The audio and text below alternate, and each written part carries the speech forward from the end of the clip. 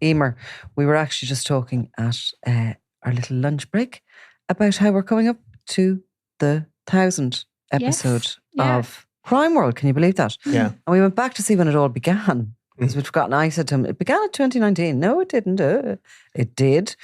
It didn't start broadcast until, what did we say? November 2020. So it took kind of like, it began in around sort of the April of that year, as in the kind of concept development and all the rest of it. But anyway, A, we're going to have a massive big party. And B, I was going, what do we do? Something different. And I thought, I can't think of anything different. What do you do with work? Like, we're hardly going to go paintballing. Like, not a night out, like? Well, a night out, exactly. But something within the night out that... you know, you're younger than us. Surely you know. I thought you were going to say, how do we mark it on the podcast? No, this is actually a sociable thing.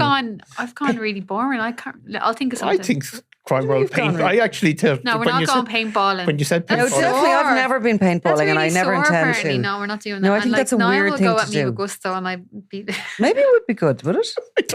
No, but I go. It is very sore. Yeah, it's very sore. I don't want to. I want to. And also, it's kind of like. It's also kind of like.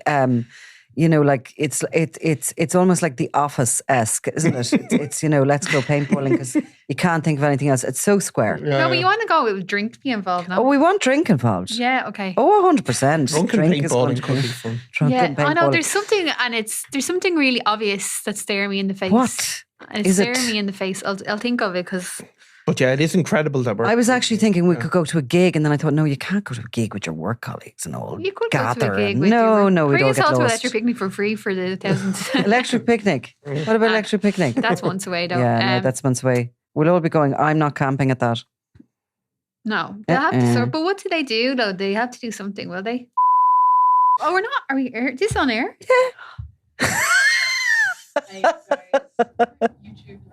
Yeah, exactly. One good reason why. Actually, Jesus, sorry, that is such a good idea that we didn't go YouTube live. So for our listeners, and actually particularly our viewers, I had suggested just before we came on here that we went YouTube live, and everyone went, "Oh, we won't do it just today. We'll think about it, and we will be doing it, by the way." And then we got going, and Eimear came out with a big blooper, and we had to just delete. I actually don't know what I just said there. I genuinely didn't know that was being recorded. Well, you see, this is the problem, and I do this to people all the time. You just need to keep an eye on the screen and see the red, because, like, I like to start the thing while we're in the middle of a conversation. I won't sleep tonight now thinking, did I say anything stupid? No, you just said you wanted to look well while paintballing. Oh, I did say that. That wasn't actually meant to be said on air. No. Honestly, it's really bad. Some of the stuff you said. That's the I probably said worse. In fairness. Anyway, another week's over, and we march closer to our 1,000th episode, and maybe people could give us an idea of what we can do. I still can't believe that was being recorded. Yeah. Something that isn't paintballing, please. You know, what do people do? What do work colleagues do on a night out of celebration? Apart from drinking, because I mean, that's definitely going to be involved. Anyway. There's you can do those karaoke nights, but I don't know if that's... Oh no, where do you do them? You know, they do the... it's like a bar, I think it's near... what's that bar? It's like a you do like a meal. Sponsored by? I think it's like some kind of like... Japanese place. Sponsored by the Japanese restaurant. That might have closed recently. Oh, now you're closed. We can't get our money into the sponsorship. But yeah, no, that sounds... I like the whole concept of that. We're getting there. We're definitely I actually hate karaoke and I will not do it, but like I'd something like that. I'd say you definitely would. Yeah. A few cocktails in. No. Anyway. Nobody wants to hear me sing. So the story that just caught my eye today, because I find this whole thing very interesting, is the idea that the Peaky Blinders clothes worn by Cillian Murphy in the series are going for auction. And the whole idea of the clothes, like they talk about crime being glamorized in TV, and it probably is a little bit in drama, but the whole Peaky Blinders actually sort of filtered into the culture and the fashion 100%. Of the era just went down. Like, I mean, kids going to the races and this, that and the other, they're all in the Peaky Blinders gear. They're wearing it, that hat. I mean, our own Daniel Kinahan modelled it for a long time. He did, and obviously... And Conor McGregor. Conor McGregor popularised it. Yeah. Now, it's a nice look. Anyway, I do think it is it was one of those fashion looks that sort of has stood the test of time in the way 1920s clothes for women sort of has as well. They still look good, really I good. can't remember And the what 60s stuff, obviously. Ironically, like as you know, the guys from these working class gangland criminal organizations were dressing up, then the posher people are going around in tracksuits, aren't they, as they go to their meetings? So it is. Yeah, because you have all the, the fancy leisure wear brands now. Do you think they'll stand the test of time? I don't. Probably not, no. Because if you think of, remember, Juicy Couture was popular back in the day, and now it's seen as... Well, I mean, will Canada Goose be, I think that's too closely associated with actual criminals, isn't it? Again, we're not sponsored by Canada Goose. No. It never will be after that comment. No, sorry. I mean. But that's what you associate when you see... Do we do a story one day about there was like 4 or 5 different people wearing Canada Goose at a gangland funeral? So you do sort of associate it with that. But yeah, it is a constant thing about the glamorization of crime and like... Obviously, the Peaky Blinders, which is a brilliant series, particularly some of the seasons are particularly brilliant, but it does seep back into popular culture, and it just shows you how the impact of these types of shows had. Like I think I've spoken about it before. A brilliant interview, I remember, with the guy from the FBI who'd been bugging the mafia at the time. The Sopranos were on, and he said that the mafia guys started copying the Sopranos and that they started... The language and all. The language, some of the sayings. That they actually... It filtered back that way. The other direction. Yeah, which is... So it just... These things have a huge impact. I did a sort of a stage thing there earlier actually last year, now at this stage, with this Birmingham historian called Carl Chin, and he's actually written books about the real Peaky Blinders. His own grandfather was a Peaky Blinder, and he actually goes around the schools now and he talks about, he tries to give the kids in schools, such is the culture of the Peaky Blinders and the glamorization of it, he tries to give them the real life story of it. Yeah. And he says they really were no heroes. There was nothing glamorous about it. His own grandfather, he said, was a member of this street gang. They were just vicious thugs, and a lot of what he sort of talks about is how they were really violent to women, their own women. Yeah. His own great-grandfather, I think it was actually, rather than his grandfather, was a violent thief and a wife beater. And, they weren't this sophisticated criminal organisation that became this incredible money laundering, Yeah, I mean, those organisations effectively didn't exist in Ireland or England. They only existed in the US, really, during Prohibition, created that kind of idea of these multimillionaire criminal gangs. Like the history of organised crime in Ireland is actually interesting. Around the same time, you had various, I think they were called the animal gangs, which were sort of equivalent to the Peaky Blinders, but they're really low-level crime, thuggery, violence. So the Peaky Blinders is not a realistic portrayal of the state of organised crime in England or in the UK at the time. It just simply didn't fully exist. It's a glamorised version. I mean, Chin would say that even the razor blades and the hats, they didn't actually have disposable razor blades. And also, if what was available sort of in the early 1900s was way too expensive for these street thugs, there's no way. He says the fashion... he was interesting about that because their average height was actually 5'3". They were short horses. They weren't big, tall men, But that's, of course, from, deprivation and lack of nutrition, And he says they didn't actually, the caps they wore were not those kind of, those peak caps that you see being so cool and trendy.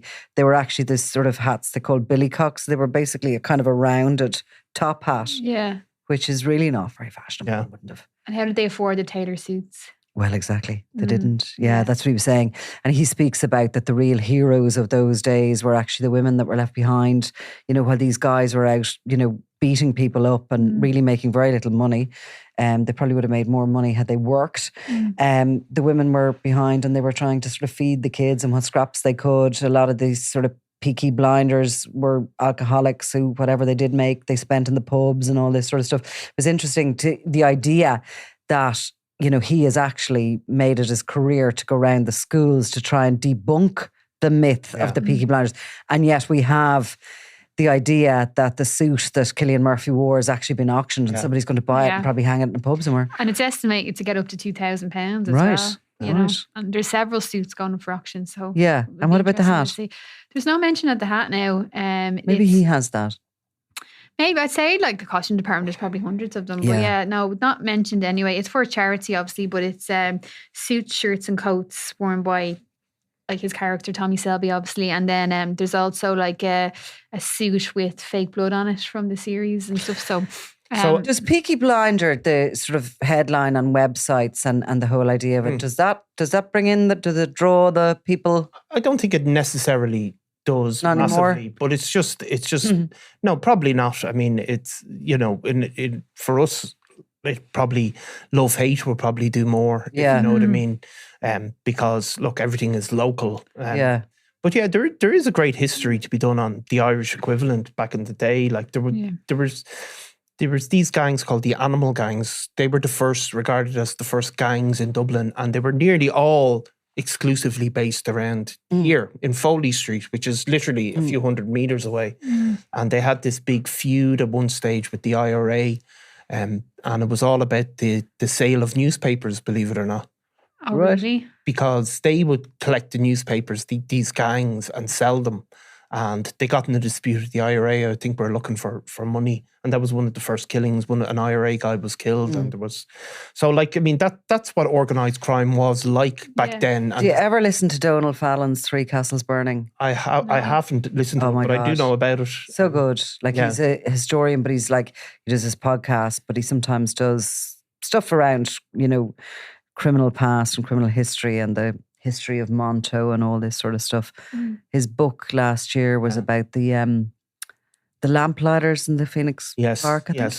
But he's a really engaging guy. Like, yeah, there was a great documentary done on the Animal Gangs. Now, I'm not remembering it off the top of my head particularly well, but here one thing they described: they used a range of weapons in their clashes: iron bars, knuckle dusters, iron hooks, caps with razor blades sewn into the brim, tire irons, and bicycle chains.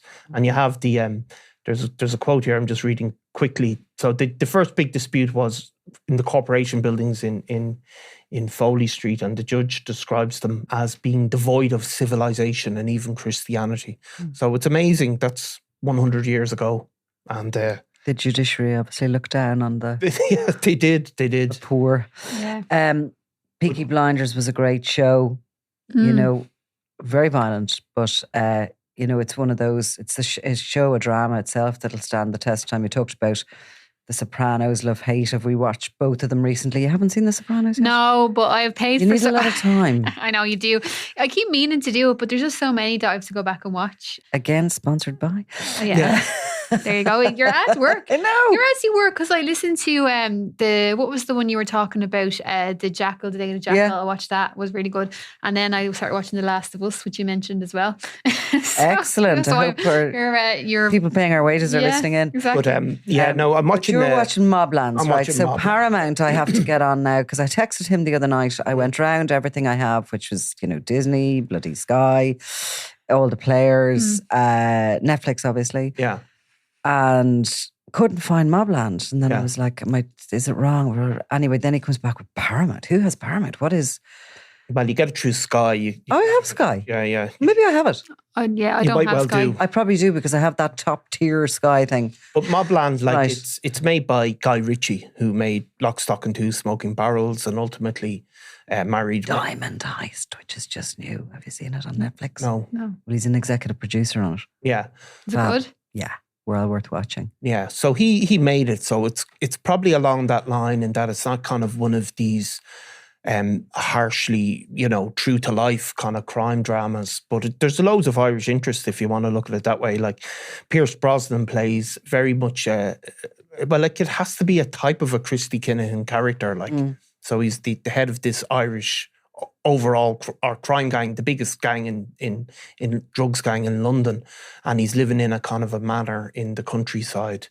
I mean, like Pierce Brosnan, of course, born in Navan Muzzy, as we always say, but he can't, like, he like anybody who watches it the first thing they will think was the guy simply cannot do an Irish accent. Like, How long has he gone out off these shores? I don't know, So him and a Liam long Neeson. time. Like A long time. Liam Neeson can't behave like an Irishman anymore. He has to behave like an American, a mad American. Well, I think Pierce Brosnan went there even as a teenager, even before he became well known. So that is a bit off-putting, but it's great. I mean, there's other Irish actresses. Lisa Dwan plays the solicitor. She was in Top Boy. She played a drug dealing kind of. So it's a bit quirky, I mean, because it's Guy Ritchie. It's quirky rather than hardcore. Like hardcore realism of Top Boy, for example, but it's still really, really good. But the sense of the Irish directing organised crime in the UK and being the most feared and the most ruthless. Of course, like we've just sat through, court cases and the BBC documentary where we hear that actually being said about the Killing cartel. Yeah. I mean, I think it's James Mulvey does, and it says the Irish are the most ruthless and the most dangerous. And so obviously that seeped into popular culture there. Yeah. The idea that if you're going to pick somebody to be this most, ferocious kind of crime gang, you would have an Irish guy playing a very much a dapper Don figure. Yeah, but is there always Irish though in those crime like movies and stuff when you see like, the Boston Mafia, and there's always like, like The Departed and... But The Departed, of course, is based on Whitey Bulger. Yeah. I mean, it's not fully the based Irish, on I suppose, in the US, there was all the immigrant groups, there was the Jewish groups, there was the Russians, I suppose, there was the Irish, the Italians, and they did all form their own mafia. So you had the kind of Irish in Chicago, in Boston, in New York. I mean, they did rival the Italian mafia up until a certain point. It's just probably at some point in maybe the 50s or the 60s that the Italian mafia became absolutely dominant. But the Irish have punched above our weight in organised crime. There was even an Irish mafia mentioned in, the Penguin. And the Irish. But I suppose it's about immigrant populations. I mean, poverty driving sort of being outsiders crime within a dominant culture like it does breed organised criminality. But it's good. Mobland, it's definitely. Can I bring you both back from the fiction stuff now for a minute? And I shouldn't have maybe started all this. We were supposed to be talking about the stories of the week. Yeah, I know. I researched 5 and none of them have been discussed. In real life, what's been going on? Because I mean, we can all while away our evenings in front of the box. Yeah. So there's actually been some quite serious news this week. Easter's always very quiet in journalism. The courts are off and all that kind of thing. But there has been a few sort of stories that have dominated. One, I guess, isn't actually in Ireland, but it's an Irish woman, Christy Ward. She's from Ballantyre in Dublin, and she died in Salou in July 2023. So her partner has gone on trial in Spain. Keith Byrne is his name. He's a Dublin man. He's accused of her murder. So that started in Spain this week. And did I see her mother describing how she felt that her daughter didn't want to go on this holiday? The relationship. Did she give evidence, the mother? She did give evidence, yeah. So the mother is there. So we've only had, it started earlier this week, and we've only really had, we're obviously not there ourselves, so we've just had one take of it, but the mother did give evidence and broke down in tears and told about how on the day she was going, she just got a sense that she wasn't herself, that she didn't want to go. And she actually said to people, she wasn't that comfortable with her going, but obviously she was an adult and she went off. I suppose a make or break holiday in their relationship. That's what it was described as, exactly, yeah. So she'd been with Keith Byrne for about 8 months, and they were having problems. And then obviously the prosecution's case is that those problems, it was a make or break holiday, as you said, and then those problems persisted according to the prosecution, and they had a row, and then their case is that she broke up with him during the row, and he came back to the apartment then and strangled her with the cord of a straightener. And then his case is that he came back to get his suitcase and go home, and they found her with a ligature around her neck, and she was, already dead. So that's his case, but that's obviously completely denied. They're pushing for, it's not just a homicide case, they want murder. I think they want him to serve 30 years.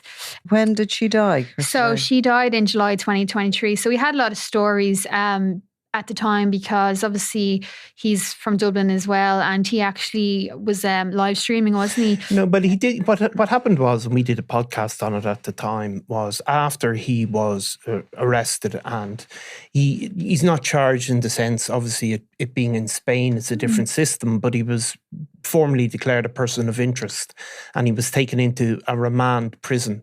Now, because he's not charged in the way we would recognise it, the conditions in the remand prisons are very different. They're basically a lot nicer, and they have a lot more freedom because they're not accused as such. So what he was doing was he was recording video messages, basically saying he didn't do anything. I think the one at the time said, "I'll be out of here in a couple of weeks. It's going to be all cleared up. I didn't do anything." And, he's going to show people. Now, obviously, that wasn't to be, but that was being sent to his family and friends. He was making a number of claims about Christy Ward. And a lot of them were on the basis that the police are just going to clear this up imminently and I'll be out. And we did a podcast on it at the time. Now, obviously, the prosecution in Spain continued to suspect him, and it's come to court now this week. Yeah. Now, it's interesting. The way I asked you about the year 2023, it happened. So we're 2 years it took to get to court, because the case I see against those, or certainly the murder investigation into the John George has been wrapped up this week in Spain. Yeah, it has. So the Guardia Civil put out a statement this week saying that the case has come to an end. They have 2 suspects over there. They said basically not looking for anybody else. Suspects charged or in custody? They're in custody, aren't they? Yeah, no, they've appeared in court. Yeah, they've appeared in court. Same it's with it's the way the Spanish do it. Yes, it's a bit different that they haven't been they're suspects and they're in custody, but they haven't got to the formal charges stage yet. Right. But there was. But sometimes you think with the Spanish system that you could be this never ending, but to look at that case that it's come to trial within 2 years. Yeah, it's possible the John George case. Just remind anybody who forgot about John George what happened there. Yeah, so John George basically, his family reported missing on, I think it was December 21st. So they hadn't spoken to him in a week. A Belfast man. He'd gone over for a short holiday basically, and he had friends over there that he'd been liaising with, and he spoke to the father, John George's father, and then they hadn't heard anything from him for about a week. So then the investigation started around then, and very quickly there was a Czech Republic guy, a person of interest, and then later taken into custody. So they found his body in early January. So it was 2 to 3 weeks that his body was missing for. But they very quickly suspected, foul play there. But what came out this week in a statement as well was that basically they've determined that he died on December 14th. So it was around very close to the time the father last spoke to him. He actually was killed then. And then it was a full week, because obviously he was in his 30s, he was doing his own thing. So it was a full week before he was reported missing. But they're happy that he died on December 14th, and then he wasn't actually found. I think it was January 7th. And in a field, wasn't it? In a field, yeah. Out in the kind of rural countryside. Yeah, because it was basically Torrevieja, look very close to Alicante, but I think it was the Royals, is that the area? Orhuela. I think I'm always bad at pronouncing them. But yeah, he was found in a very rural area. There was lemon trees around, and he had died from gunshot wounds. So that Czech Republic man was taken into custody. He's never been named. And then there was a lot of different stories around. There's a suspect, a Northern Irish guy.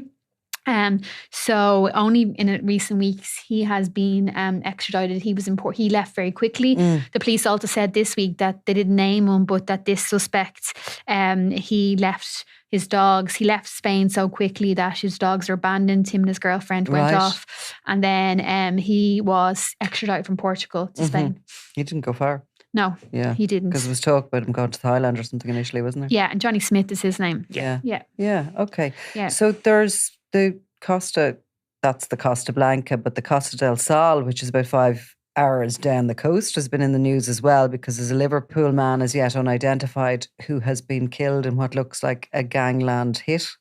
Yeah. Yeah, I mean, there was basically a shootout occurred in broad daylight, effectively in the middle at a sports club.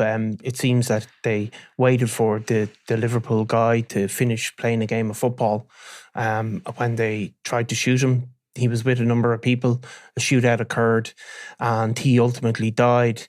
But you can tell it's one of these gangland hits. It's the same modus operandi. There was a car. Torched. The car was torched, driven away. one can presume another getaway car to take away the suspects. And of course, it's up in that part of is it Mijas that I pronounce it? So where there would have been Mijas, where a lot of look, it's a very nice part of that. You know, some very expensive properties and up around there, but a lot of the Kinahan linked figures would have lived in that general direction. Well, a load of, look, that whole area of Spain is not just Kinahan linked. No. A huge sort of population of criminals from all over Europe, including the UK. Huge amount of, in actual fact, the UK criminals were first maybe down to the Costa way back when there was no extradition treaty. And they liked the sun and the glamour. And Liverpool we're talking about because often you find if there's connections with the Liverpool and the Irish, and particularly down around there. I mean, it's... Do you know the identity of this guy? I know it hasn't been published, but... No, I haven't. You haven't? Yeah. No. Yeah. And do you know, I'm not going to ask you to say it, but do you know the story behind it yet? Well, no, I just roughly what's been heard, that there's been ongoing violence basically out there. Yeah. It is obviously believed to be expat criminals. There was another shooting on Good Friday. A 34-year-old man was shot, brought to hospital after receiving gunshot wounds. So it has become a point of big public controversy. We hear obviously a lot less of it because the Irish mafias aren't there or aren't as prominent in Spain as they once were. But there has been this ongoing sort of wave of violence, and a lot of them are linked to British really expat criminals. But there was also another body discovered in Mijas or nearby, described as a manacled body of a man found with signs of violence was he found in a car or in a field or something like that, a half-naked body? Is that something that's possibly gangland related down around there as well? Well, I think it's possibly they've now sort of judged that to be more likely to be not gangland related, right. But it is another piece of violence, very, very close. Right. Another homicide.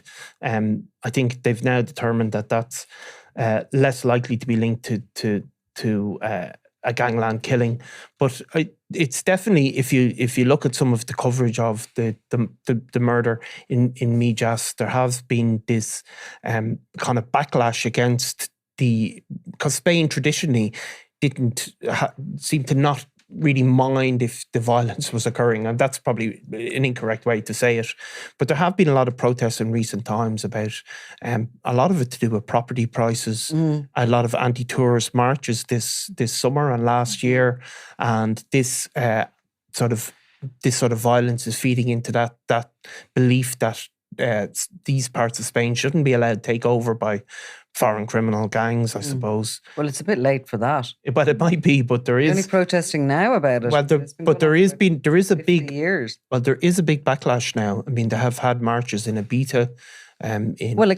Against people, expats and tourists buying properties, but not about gangland crime. No, but they have. This is feeding into now this movement where they, that they're. This kind of feeling that Spain isn't working for the Spanish, right. And that you're allowing people to buy up cheap properties and push out the Spanish, but also that you're allowing criminals operate freely and without a penalty, really. Mm-hmm. And so there has been a massive public backlash to it in recent times. While there wasn't when the Irish were linked to this violence, it is definitely occurring now. A slight disconnect there, though, is there not? Because, I mean, the Costa del Sol, the economy of it is surely largely buoyed up and has been for decades by it is, but I suppose if you want to look at it, what they're saying is, yes, it brings loads of money in, but that money only goes to a small number of people's pockets, who basically property owners and people who own businesses, but the average person doesn't benefit, and that it's just an elite crew of society, people who maybe own land in Ibiza for generations. They're making huge amounts of money, but the ordinary people who have to live there don't benefit as much. So that's, I suppose, the debate. So, closer to home, Eimear, what else have we going on? We talked about a really interesting story that Pat O'Connell had this week about, did anybody know about this guy? No, so this is really, because I suppose it happened in 1995, so I guess none of us are going to remember it in terms of like journalism. Well, you know, it was a shocking story at the time. I don't remember it. Yeah. No, I was way too young. Yeah, well, that's what I mean. And also, I think, like, you know, it's just one of those ones that even though people won't be familiar with the name, like he's obviously been in prison for a long, long time and doesn't seem to have come to his attention while in prison. It's just when you hear the details of it, it is definitely worth looking into. It's really horrendous. So basically, Jerome Kavanagh was released last week. He was in Shelton Abbey, which is an open prison, but he had served most of his time in Midlands, and he was in jail for 30 years for the murder of a 5-year-old boy. So the victim was called Kieran Malone, and basically he was at home with his mother and his aunt and his 2 other siblings. And Jerome Kavanagh was a 22-year-old man, and he was a neighbour. And he basically told, I think maybe it mightn't be as known as well because he admitted it straight away, and he's been in jail very close to the time that he committed the crime. So essentially he told how he had a sexual attraction to the mother, so the victim's mother, and basically had gone to Cleary's in Dublin. This was in Cavan. He'd gone to Cleary's in Dublin the days before and bought a knife and bought ties and went to the house with a view to raping her, put her into one room, put the aunt and the kids into another room. And I think he'd gone into the mother and then went in basically and stabbed the aunt. She lived, and then just slit the boy's throat, and then went back in to try and rape the mother. And I think the aunt, even though she was injured, escaped or managed to get downstairs, and then the husband came home and apprehended him. So he actually gave a letter in for the sentence hearing. So did he plead guilty to murder? He admitted it. He admitted that he slit his throat, and he wrote a letter. And of course, the buying of the knife in Cleary's the days before would have been premeditated. So he's pleading guilty to murder, not manslaughter. No, he pled guilty to murder and gave a detailed statement, I think, at the time. So that was so Justice Paul Carney, who people might associate with some very high-profile cases in Ireland, he was the sitting judge, and he actually took the unusual step to read out the letter, because obviously, like, this is him detailing the whole crime from start to finish. And he said the people of Ireland deserve to know why this man thought he should take a life. So basically details of Cleary's incident and what he did. And yeah, like we have it was so long ago that the pictures we had this week of him were black and white photographs. There's a bad, poor image of the So poor he's been boy. released. So he's been released. So he's done his time. It's been like, he was jailed in December 1995. So he's served nearly 30 years and he's back out now. But he was 22. He was 22. So So he's he's early only- 50s. Like, Okay. So, he does still have, And that's does very anyone young know where these he's days. gone? Or Well, yeah, we'll have an update on. So Pat and Ernie and Leslie were working on that story this week. So they're going to have a more story about his whereabouts and that on Sunday. And it'll be on the website as well. And So is there any information about how he got on in prison? Did he show remorse? Did he work on anything? there doesn't seem to be anything really heard of him. Like, definitely no knowledge of him showing remorse publicly anyway. And I don't think he got himself. He seems to have kept his head down. He's obviously been in Shelton Abbey for the last several years, which is where they obviously take long-term prisoners as they start to get back into society. So no, it doesn't seem to have been in much trouble. But And has also he no family sign that- left alive, Eimear? we don't know that, but he was only 22, so we assume he did. He He was could have working siblings. as a printer, in the apprentice printer in the Leinster Leader at the time. Right. So he seemed to have, just be not known as having this, this capability. Some sort of a Yeah, so quite very young to be back out, you know, Yeah. and obviously, Well, 30 years would make him one of the longer serving life Yeah. sentence prisoners in the country. yeah. yeah. Like Still there's young. Yeah, so there wouldn't be many that serve more than 30 years. No. You'd be talking about a handful of people that have been kept in that long. Obviously, he would have gotten a chance, certainly under the old rules, to apply for parole every 7 years, is it? Yeah. So there will be still a reason why they 30 years is he's kept in that long. Yeah, there was actually a report in 2020 that he was due out, but he was in an open prison, but he obviously took until now for him to actually be released. And should we be sort of revealing his whereabouts, or has he done his time? And Oh, I don't. I think when you murder a child, I don't think you deserve any kind of. Niall might disagree with me, but he's back out and he's 50s is very young these days. You know what I mean? So. I mean, sort of voyeuristically, I'd quite like to see what he looks like and Yeah. see his face. Not that I knew what he looked like before. I'm seeing the black and white photographs there, but We'll read the paper wonder- on Sunday. Yeah. But I wonder, what do you think?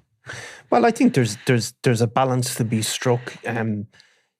You know, the criminal justice system allows you to leave prison, like a life sentence in Ireland doesn't mean that you serve the rest of your natural life behind bars. So you do get that second chance given to you by society.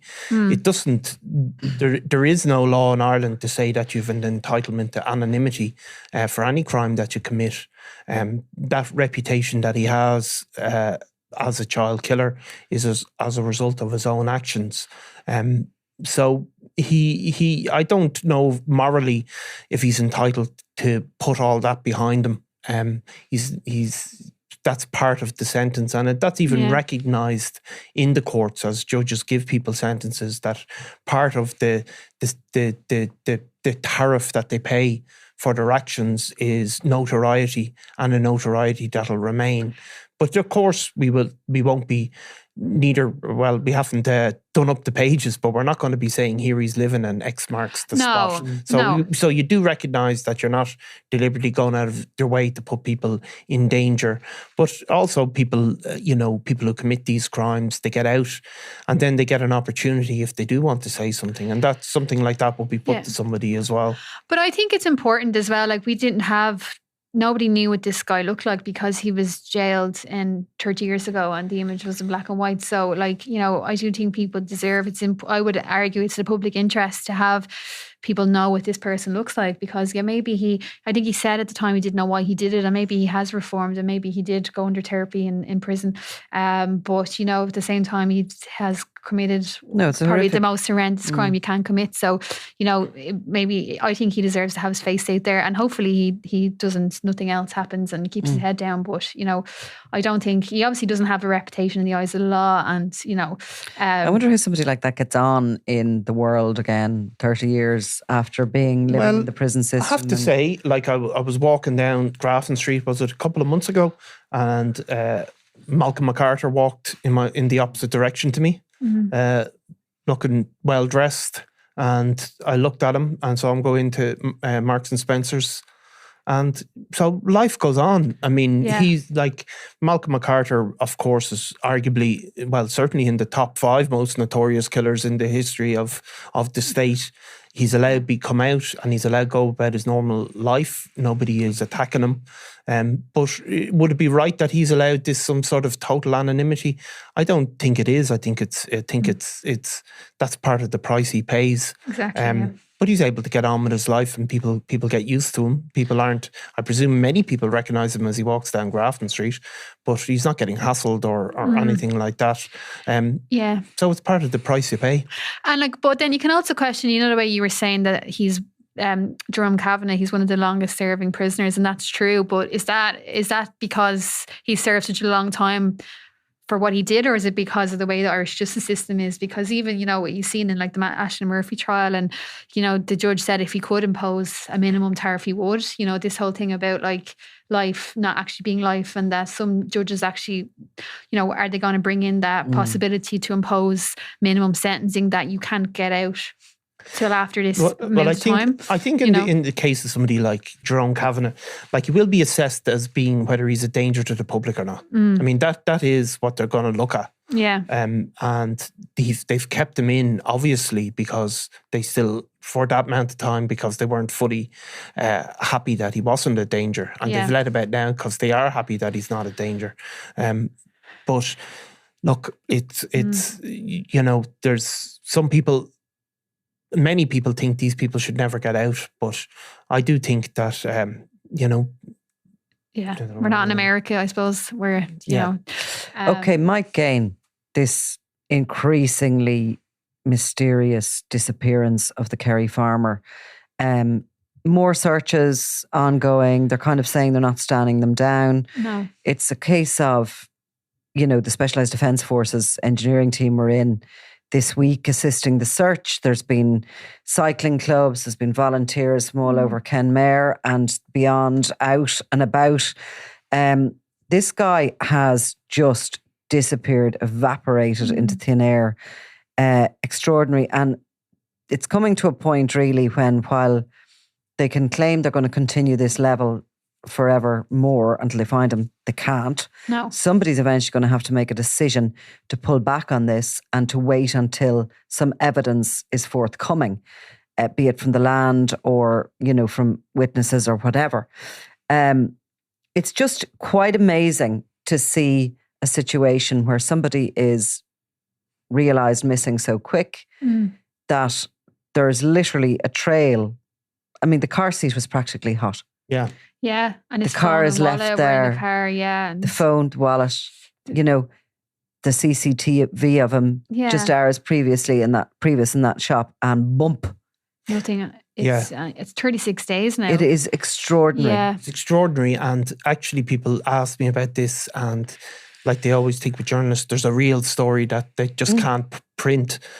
And people stop, what's the real story? Sometimes there is, but not in this Sometimes there is. occasion. But in this occasion, they just simply don't It's a know. mystery, yeah. They just don't know. Yeah. And so they can be local rumour, of course, is going to spring up, and people can make a sort of...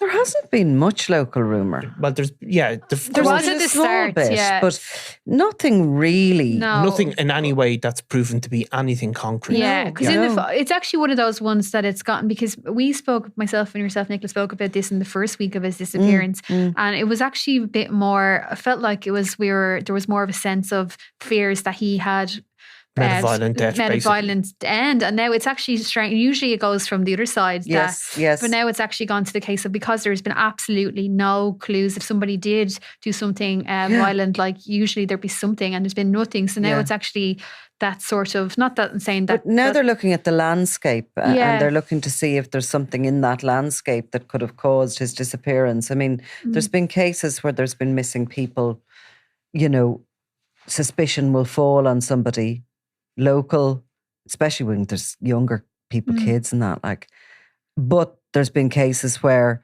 many decades later, remains have been found inside the hollows of trees, in ravines, in secret, sort of, not secret, but, cave areas that exist under the land. And the Mr. Moonlight trial, obviously, where the body was found in a tank. yeah, well, underneath. death. that was a violent death. But violent death, even a kind of an accident that somebody can disappear because there's something out there in that landscape.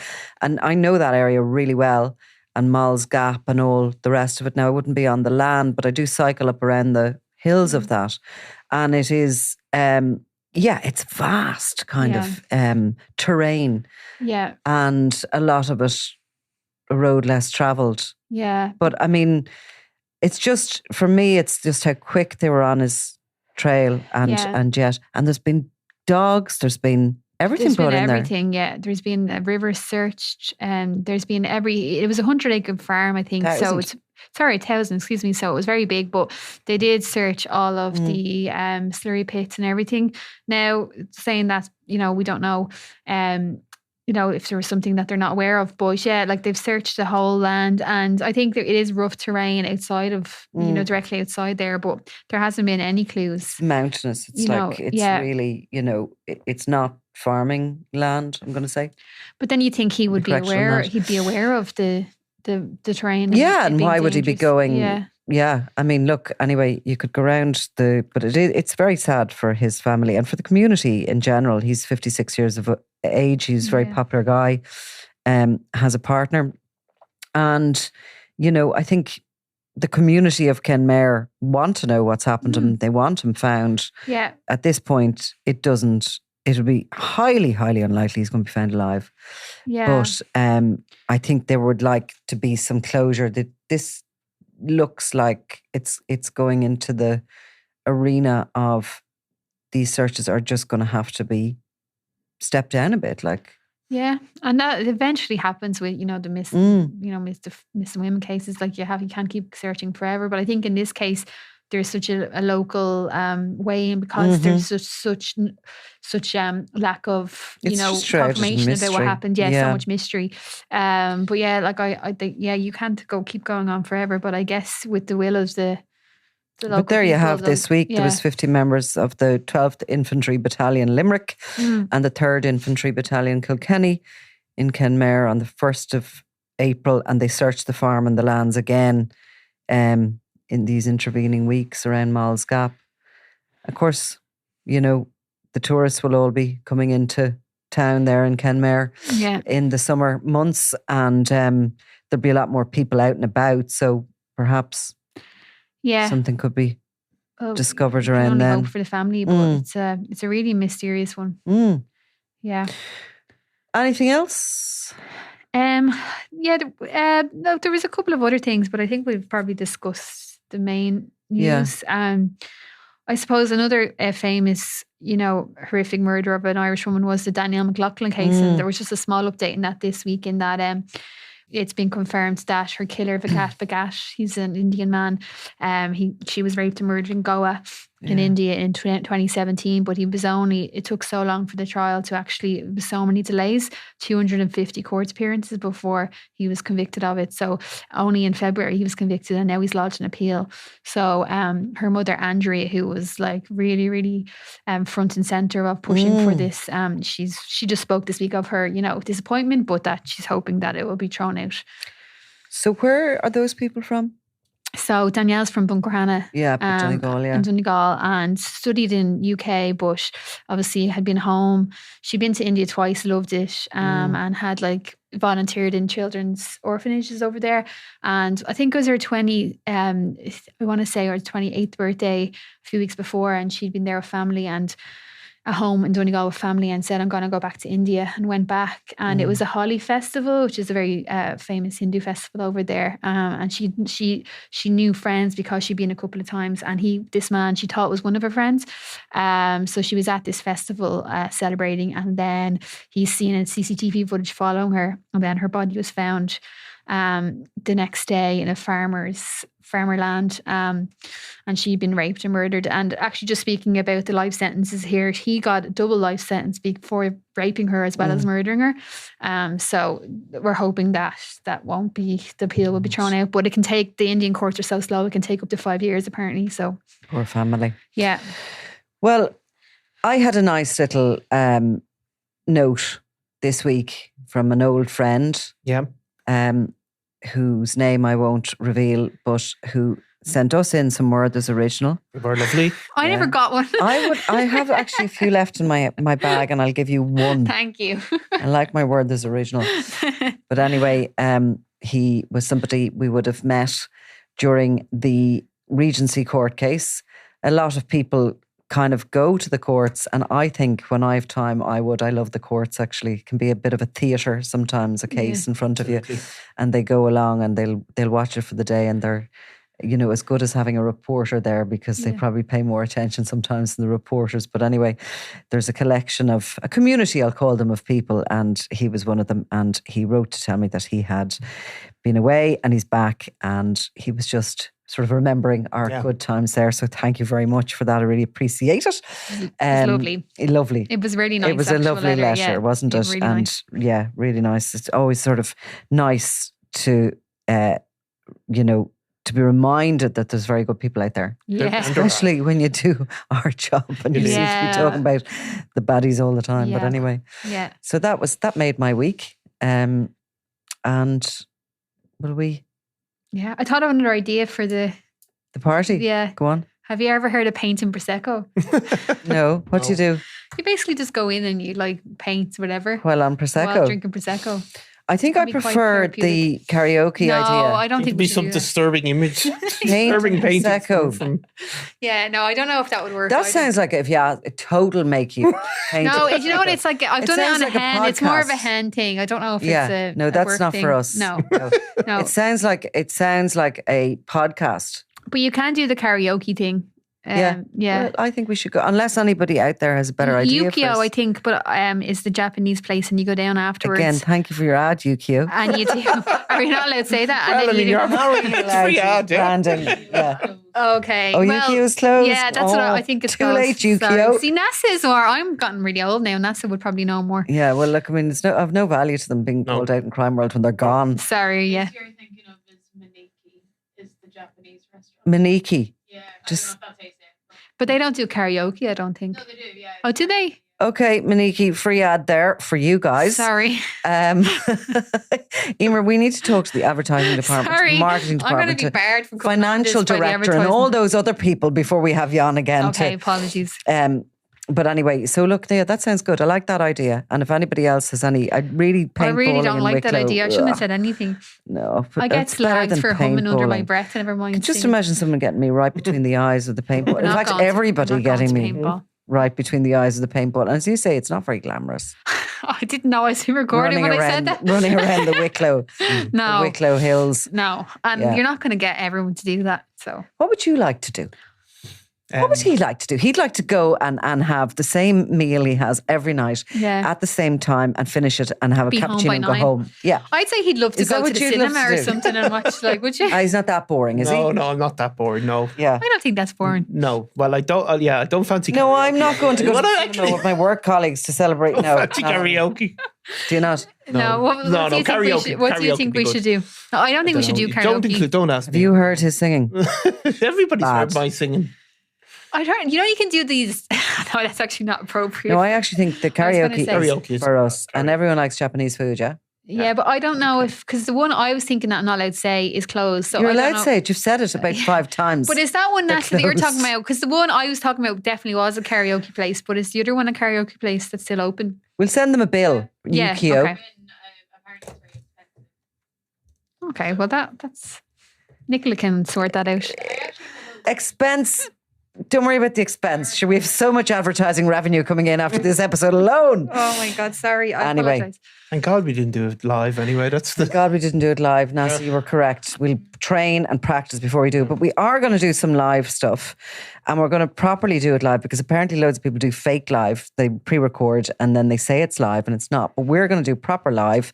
So what you do is, it's all a bit newfangled to us. Don't. We go live. No, I will. And they come on and they get a notification on their phone and we're live on YouTube and they're able to communicate with Yeah, us there in live time and ask us some questions. We'll probably do some Q&As live. Yeah. That kind of thing. And just keep them clean, the questions, because we will be filtering them even as we are going through them. But anyway, I've thought of a really good idea now. go on. The comedy night, Where? the Laughter Lounge. Okay. That'd be a really good one. Yeah, be good. Be good. Where is it? Yeah. Laughter Lounge. The bill is coming at you now. So I'm not allowed to say that either. No, you're not allowed to really properly mention You're meant venues, to, see, people are meant to- brands. Sorry, I People was- are meant to pay. People to are meant to pay to advertise. Yeah, but I'm on the show. never on this in my defence. What about you I'm guys? so busy squirreling at the desk We'll and be not sending you all out the invoices. So, sorry. Yeah, Eimear Rabbitt Limited. You asked me where. Did you ask me where though? So No, it is totally. I'll take it. I'll take apologies. it. But anyway, in the meantime, guys, have a good weekend wherever it is you go. Yeah. We're in here tomorrow. Yeah. There we go. Right. Yeah. Thanks Okay. a million. Thank you. I'm Nicola Tallant, and you're watching Crime World, a podcast about criminals, drugs, and the underworld in Ireland and across the globe. Make sure you subscribe to our channel and turn on notifications so you can be the first to watch all our latest episodes. You can also listen wherever you get your podcasts.